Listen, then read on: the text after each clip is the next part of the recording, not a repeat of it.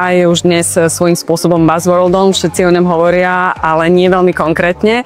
Práve na tomto stretnutí som sa dozvedela konkrétne riešenia a inšpirácie, ktoré môžem použiť vo svojom pracovnom, ale aj súkromnom živote.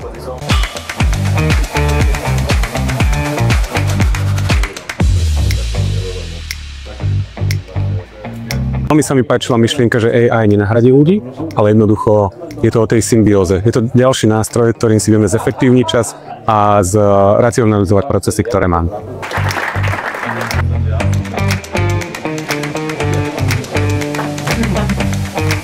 Konferencia bola na to, že bola komorná, bola veľmi otvorená a veľmi žičlivá, som tak povedal.